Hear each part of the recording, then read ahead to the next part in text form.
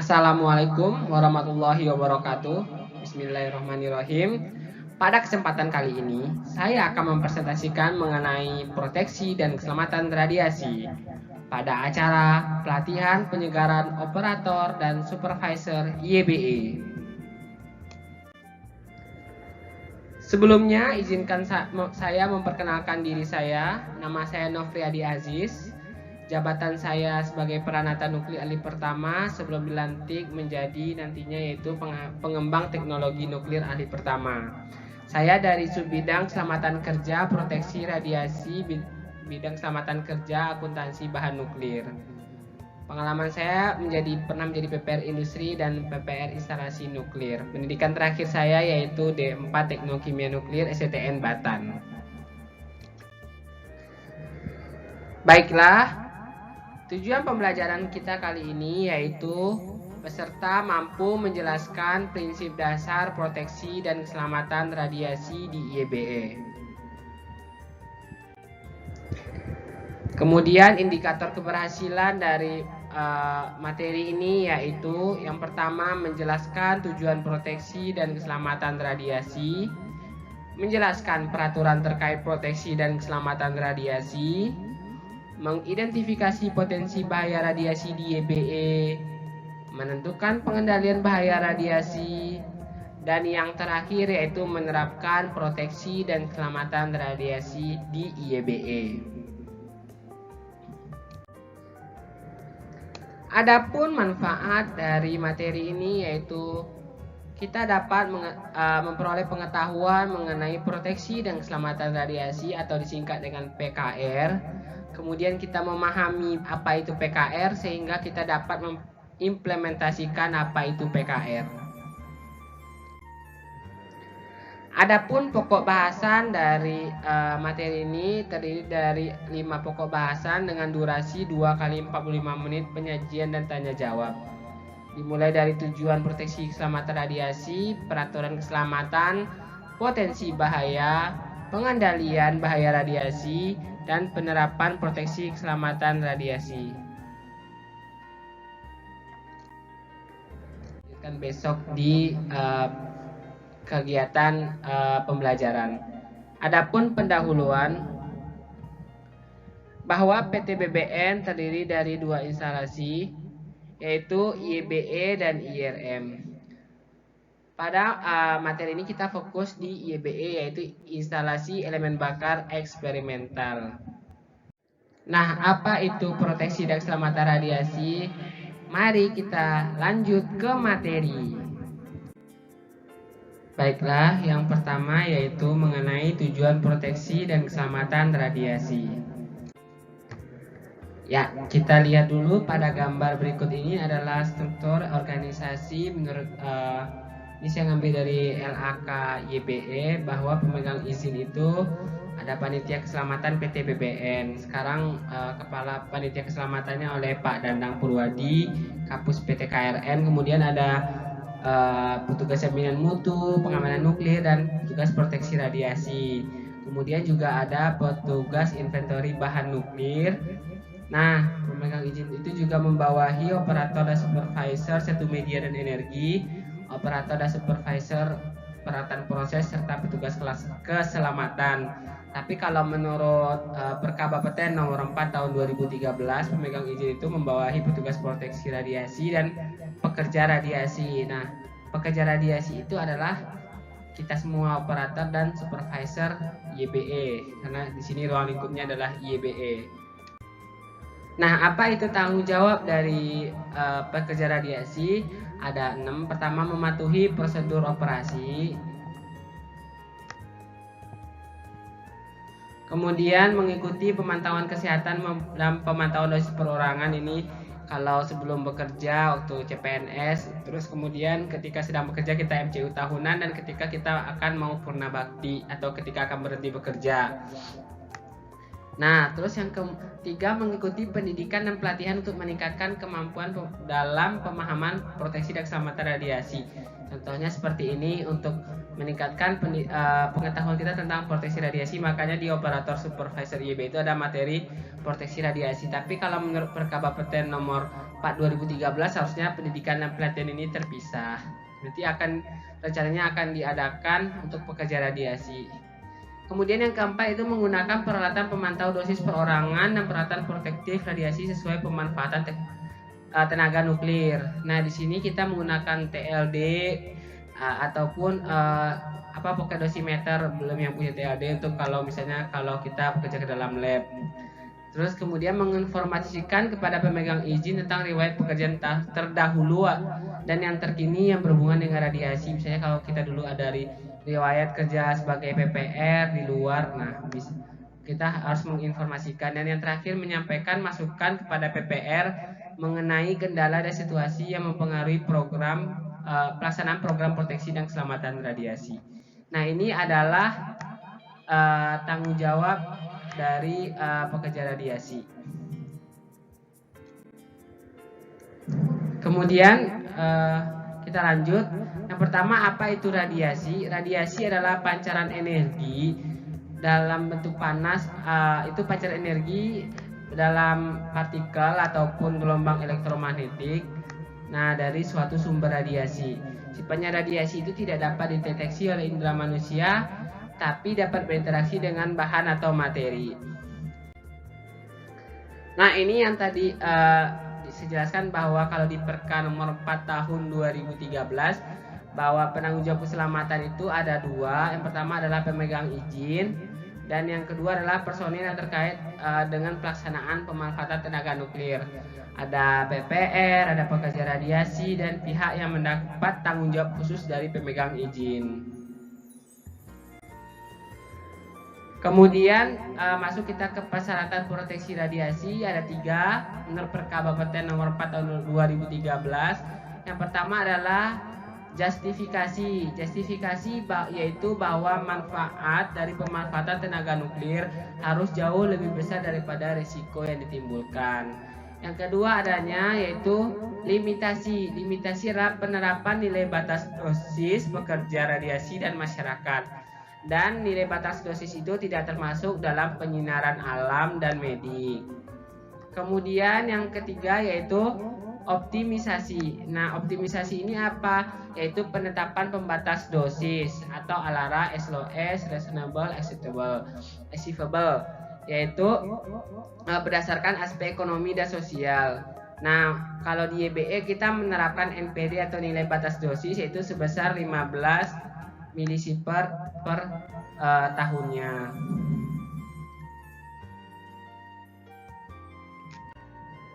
Nah, ini kita masuk dulu ke limitasi bahwa nilai batas dosis ada untuk pekerja radiasi sebesar 20 milisievert per tahun.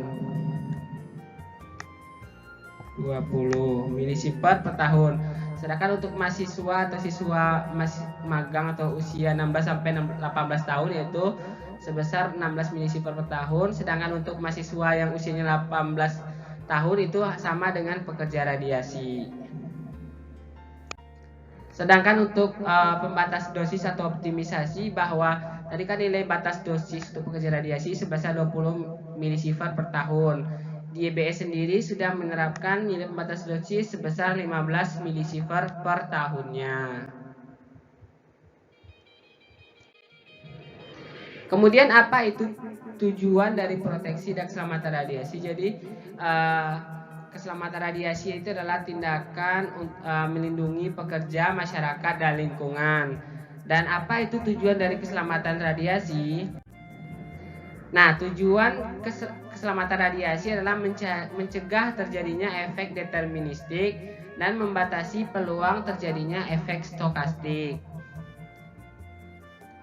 Kemudian apa itu pengertian dari proteksi radiasi? Yaitu tindakan yang dilakukan untuk mengurangi pengaruh radiasi yang merusak akibat dari paparan radiasi.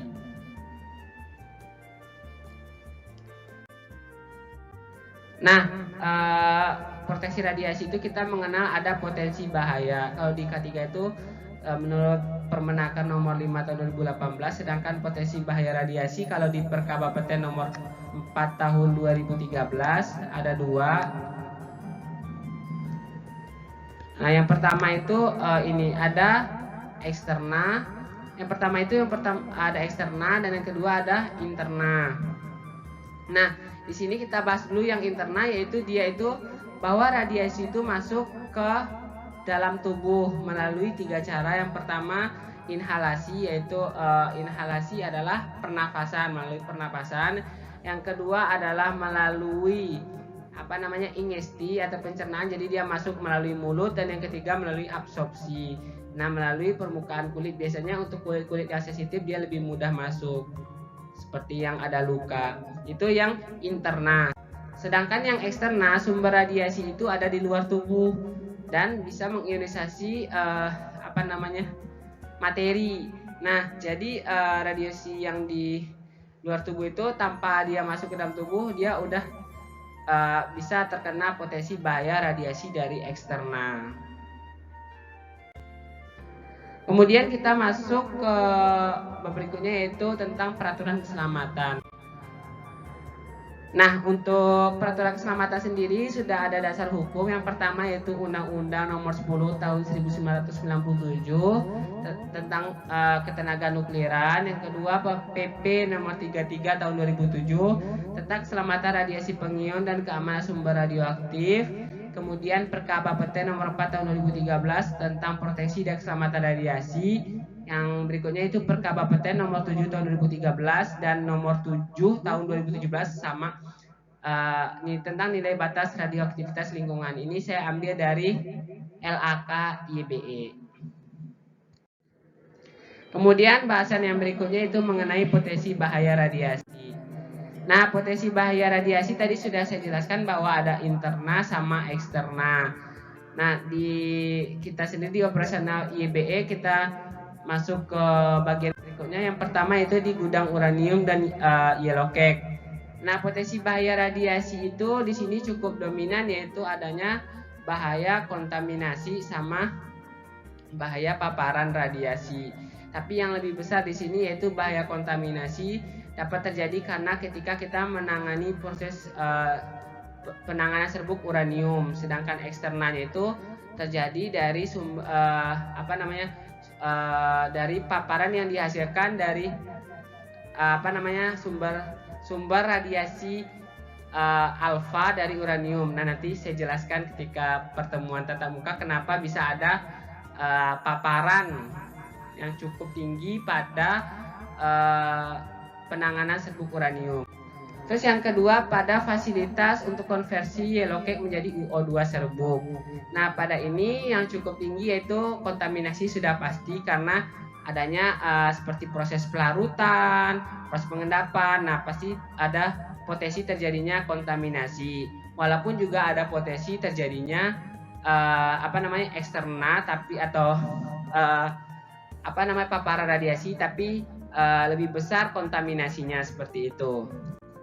Terus pada berikutnya itu fasilitas peletisasi. Nah, ini yang ada di FFL atau HR05 di fasilitas peletisasi untuk membuat inti bahan bakar nuklir berupa pelet dari serbuk UO2. Seperti mixing UO2, pengempakan, sintering, pengendaan, pencucian, pengeringan dan lain-lain. Nah, potensinya di sini ada kontaminasi karena adanya dari serbuk uranium, kemudian dan juga radiasi eksternal yang cukup signifikan di daerah kerja peletisasi. Kemudian pada laboratorium kendali kualitas, di sini potensi bahaya radiasinya itu ada eksterna dan interna, tapi yang paling besar di sini adalah interna, cukup besar karena kemungkinan terjadinya seperti tumpahan atau dari bahan yang digunakan ketika kita melakukan uji di laboratorium kendali kualitas. Kemudian fasilitas fabrikasi bandel bahan bakar. Kalau di sini potensi bahaya radiasi eksterna masih ada sesuai dengan kuantitas uranium yang ada di dalam kelongsong atau bandel bahan bakar. Kemudian itu fasilitas penampungan limbah radioaktif. Nah, kalau di sini potensi bahayanya yang cukup tinggi yaitu adalah kontaminasi. Karena bisa adanya bocoran dari penanganan limbah radioaktif atau pengolahan limbah radioaktif. Walaupun juga ada potensi bahaya eksternal, mengingat kontaminan uranium juga sangat kecil. Kemudian kita masuk ke bagian yang keempat, itu pengendalian bahaya radiasi. Pengendalian bahaya radiasi kita bagi dua. Yang pertama untuk radiasi eksternal dan radiasi internal. Untuk radiasi eksternal kita menggunakan azas pejabat, yaitu menggunakan penghalang. P itu penghalang, J itu jarak. Jadi kita membatasi jarak. Pertama kita penghalang, kemudian jarak, dan batasi waktu dengan sumber radioaktif. Nah, kalau gambarnya seperti ini. Nah, ini gambarnya. Pertama kita menggunakan penghalang untuk radiasi tersebut, kemudian kita memperjauh jarak, kemudian mempersingkat waktu atau azasnya pejabat. Ini untuk radiasi eksternal.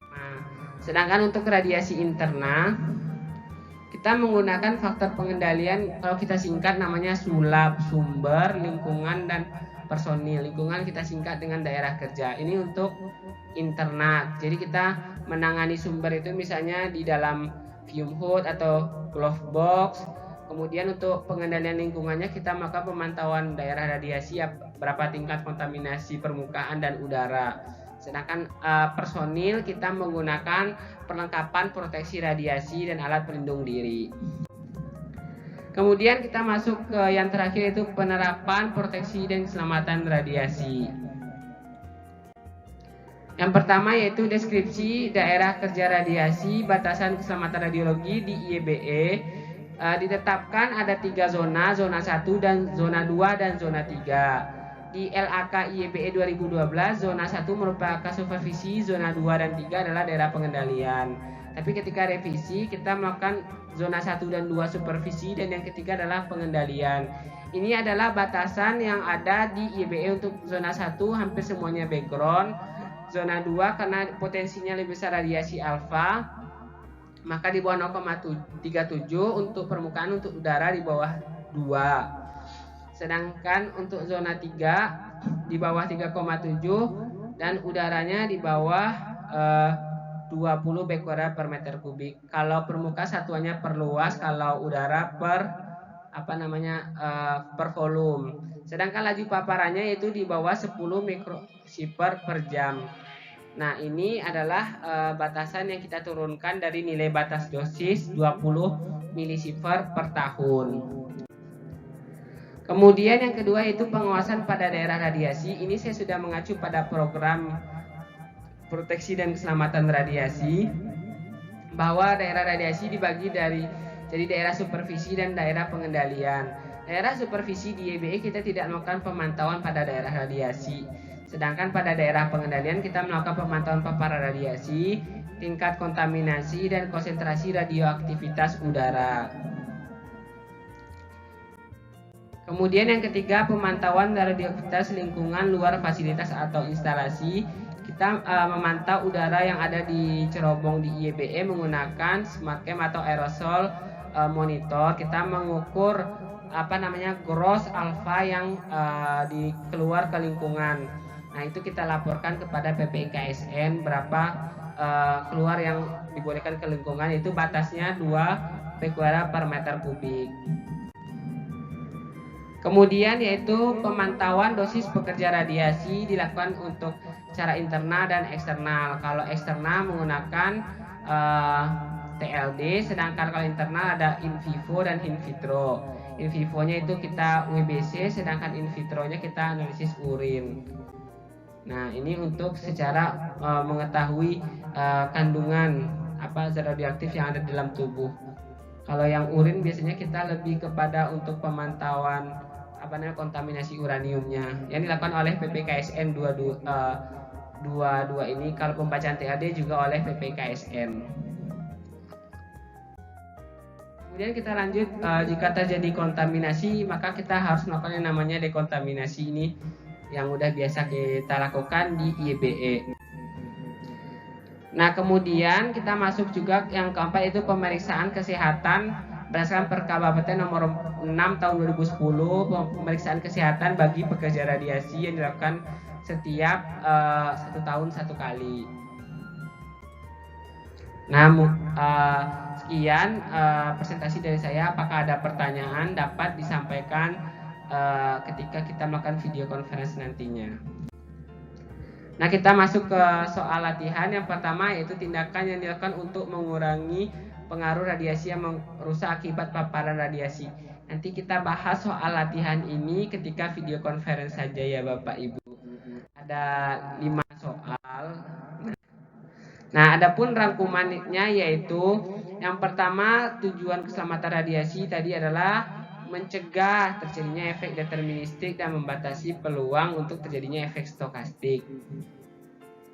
Kemudian yaitu peraturan keselamatan. Kalau untuk program proteksi radiasi kita ingatnya nomor 4 tahun 2013. Potensi bahaya radiasi ada eksterna dan interna. Untuk eksterna pengendaliannya dengan cara pejabat.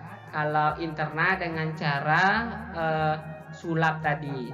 Dan penerapan proteksi keselamatan IEBE bahwa IEBE sudah dibagi daerah kerjanya ada 3 zona dengan zona 1, 2, 3. Zona 1 itu daerah supervisi dan 2, 3 yaitu untuk daerah pengendalian itu di LAK. Sekian presentasi dari saya. Saya tutup. Assalamualaikum warahmatullahi wabarakatuh.